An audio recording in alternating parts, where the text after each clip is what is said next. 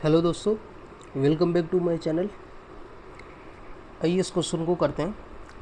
Important question है, अक्सर ऐसे क्वेश्चन एग्ज़ाम्स में आते रहते हैं। तो ऐसे क्वेश्चन को डील करने के लिए आपको कंसेप्ट पता होना चाहिए कि ऐसे क्वेश्चंस को देख के आपको तुरंत माइंड में क्या आना चाहिए, कैसे इस क्वेश्चन को सॉल्व करेंगे, जो इन्फॉर्मेशन दी है उसमें से क्या यूज़फुल है, उसको कैसे यूज़ करना है, वो इस क्वेश्चन में देखेंगे। क्योंकि इसमें काफ़ी कुछ क्वेश्चन में दिया है। ठीक है, एक सिंपल और इजी तरीके से कैसे इसको सॉल्व करेंगे वो इस वीडियो में देखेंगे, इसलिए वीडियो को स्किप ना करें और हमारे साथ इस वीडियो में बने रहें। चलिए क्वेश्चन पढ़ते हैं। एक व्यापारी जिसके पास 250 वस्तुएं हैं और प्रत्येक का जो क्रय मूल्य है वो समान है। ठीक है, वह उनमें से 60% को 40% के लाभ पर और 1/5 को 25% हानि पर और शेष वस्तुओं को 5 वस्तुओं के क्रय मूल्य के बराबर हानि पर बेचता है। पूरे लेन देन में उसका लाभ या हानि परसेंट जो भी हो वो बताना है। ओके, तो क्वेश्चन एक बार पढ़ लिया है सब। आप वीडियो को पॉज कर दीजिए, खुद से सॉल्व करके देखिए। सॉल्व होता है तो ठीक है, अच्छी बात है, नहीं होता है तो वापस इस वीडियो पर आ जाइए, फिर कैसे मैंने सॉल्व किया उसको देखिए, समझिए। चलिए क्वेश्चन करते हैं। देखिए, हम इसको करेंगे रेशियो में।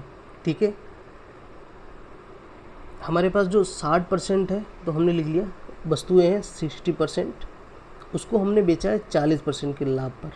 ठीक है, लाभ को हम प्लस में लिखेंगे या प्लस नहीं लगाएंगे, लेकिन हानि को माइनस में लिखेंगे। इसके बाद इन्होंने बोला 1/5, इसको इन्होंने 25% हानि पर बेचा। अभी 1/5 का मतलब कितना हो गया, परसेंटेज में देखेंगे तो कितना हो जाएगा, 20%। ठीक है, तो ये कितना हो गया, 20%। इसको इन्होंने 25% की हानि पर, तो हम लिख देंगे -25। ठीक है, अब इन्होंने बोला है कि शेष वस्तुएं, तो हमारे पास शेष वस्तुएं कितनी बची हैं, 60 और 20 80 100 होंगी, तो टोटल बची कितनी होगी, 20% बची है। अब ये जो आगे लिखा है ये बहुत इंपॉर्टेंट, ये लाइन कि शेष वस्तुओं को 5 वस्तुओं के क्रय मूल्य के बराबर हानि पर बेचता है। अगर आपको ये नहीं पता है तो इस लाइन को अच्छे से समझ लिए कैसे लिखते हैं। वैसे तो इसको डायरेक्ट हम कैसे कर सकते हैं, क्योंकि हमने यहाँ 40 को परसेंटेज में लिखा है, -25 को परसेंटेज में लिखा है, तो हमें एक ऐसी वैल्यू लिखनी है यहाँ पर इस स्पेस में कि वो परसेंटेज में हो। हमारे पास परसेंटेज में वैल्यू नहीं है।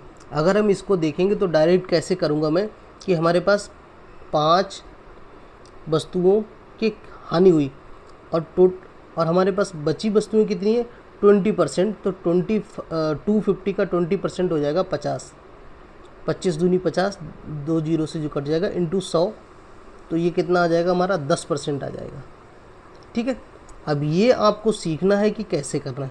अगर ये नहीं पता है तो आप ऐसे लिख सकते हैं कि देखो हानि हुई है, हानि क्या होती है, CP - SP। ठीक है, और वस्तुएं कितनी हैं, 20, तो 20 CP - 20 SP। ठीक है, ये हानि किसके बराबर है, 5 वस्तुओं के क्रय मूल्य के बराबर है, तो 5 कितना हो गया, CP। तो CP को एक साइड लाइए तो कितना हो जाएगा, 15 CP इक्वल टू हो गया 20 SP। और CP/SP कितना हो गया, 20/15, मतलब CP होगी 20 और SP होगी 15, तो 5 का लॉस हुआ बटे 20, सॉरी 20% था ना, तो हमें यहाँ पर 50 रखना पड़ेगा, सॉरी माय मिस्टेक, यहाँ पे 50 रखना पड़ेगा, यहाँ पर भी 50 रखना पड़ेगा। ये 45 हो जाएगा, ये 50 हो जाएगा, ये 50/45, तो ये कितना हो जाएगा, 5/50 इंटू 100, क्योंकि हमने 20% है वैल्यू। ठीक है, एग्जैक्ट वैल्यू, क्योंकि इन्होंने 5 वस्तुएं लिखी तो हमें वस्तु ही रखनी पड़ेगी, तो 10% ऐसे आया। अब आपको याद रखना है कि अगर लॉस दिया है और CP का CP दिया है तो आपको क्या करना है, जितनी की हानि हुई है CP बटे हमारे पास टोटल CP कितनी है, 50 कर देना है। अगर यहाँ पर SP दिया है, ठीक है, तो आपको 5/50 प्लस 5 कर देना, 55। ठीक, क्योंकि अगर यहाँ पे SP हो जाएगा तो 50 को उधर ले जाएंगे, तो ये 55 SP हो जाएगा, फिर SP CP का रेशियो 50/55 हो जाएगा। ठीक है, अगर आपको ये चीज़ नहीं याद रखें तो आप एक लाइन इसको याद रख लीजिए, थोड़ा सा टाइम और लगेगा बस, ठीक है।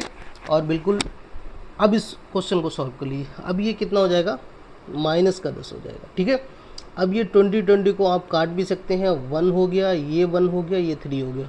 अब मल्टीप्लाई कर दिए, 4 तियाँ 12, 120 -25 -10 अपॉन 3 + 1 + 2, 3 + 1 + 1 कितना हो जाएगा, 120 में से 35 गए 85/5 बराबर 17% का एक ही ऑप्शन है, तो उसमें लाभ भी हो रहा है और इसमें भी लाभ हुआ है, ठीक है। तो इस तरह के क्वेश्चन को हमें ऐसे डील करना है।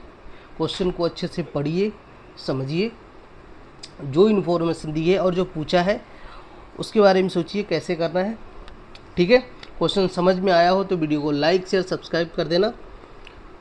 मिलते हैं किसी एक नए क्वेश्चन के साथ। धन्यवाद।